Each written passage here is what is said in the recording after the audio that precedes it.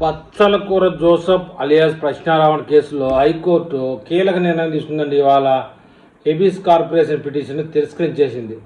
ఉప ముఖ్యమంత్రి పవన్ కళ్యాణ్పై అనుచిత వ్యాఖ్యలు, అలాగే నిషేధిత మావోయిస్టు సంస్థకు మద్దతుగా ప్రసంగాలు చేసిన కేసులో అరెస్ట్ అయిన యూట్యూబర్ బచ్చలకు జోసెఫ్ అలియాస్ ప్రశ్నారావణ్ ఒక పేరు కాదు, తల్లిదండ్రులు పెట్టిన పేరు అంటే ఒకటి ఉంటుంది, వాడు ఇష్టం వచ్చినట్టు పెట్టుకున్నాడు.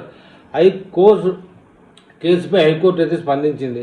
న్యాయమూర్తులు జస్టిస్ రవినాథ్ తిలహరి, జస్టిస్ చింతలపూడి పురుషోత్తం కుమార్లతో కూడా ధర్మాసనం ఈ పిటిషన్ అయితే వివరించడం జరిగింది.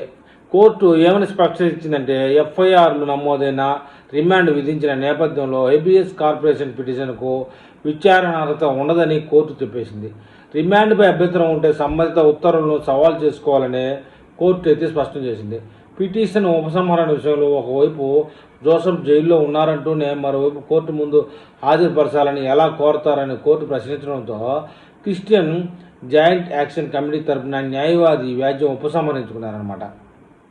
దర్యాప్తులో బయటపడుతున్న విస్తుపోయే నిజాలు ఏంటంటే, పోలీసు విచారణ మరియు ఫోరెన్సిక్ ల్యాబ్ విశ్లేషణలో షాకింగ్ విషయాలు వెలుగులోకి వస్తూ ఉన్నాయి.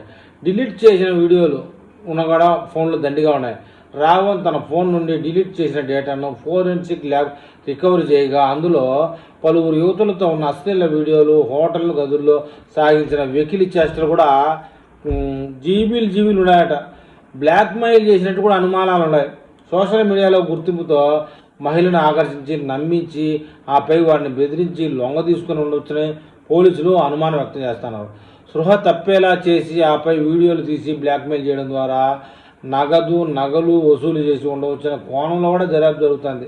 సమాజంలో విద్వేషాల విషయం వచ్చేటప్పటికి హిందూ దేవతలను, ప్రజాప్రతినిధులను కించపరుస్తూ కుల మత మధ్య విద్వేషాలు రెచ్చగొట్టేలా ఇతను మాట్లాడాడని పోలీసులు పేర్కొనడం జరిగింది. పోలీసులు పేర్కొనడమే కాదు, వీడియోల రూపంలో అప్లోడ్ చేయడం జరిగింది.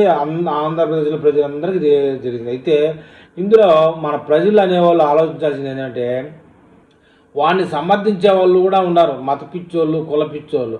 వారికి చెప్పే ప్రశ్న ఏంటంటే, పైకి సామాజిక అంశాల గురించి మాట్లాడుతూ వెనుక ఇలా చట్ట వ్యతిరేక, నైతిక విలువలు లేని పనులు పాల్పడే ఇలాంటి వారి వల్ల సమాజానికి ఎంత ప్రమాదం ఆలోచించండి అని రాజకీయ విశ్లేషకులు, అంతో ఇంతో పెద్దతనం కలిగిన వాళ్ళు చెప్తున్నారు.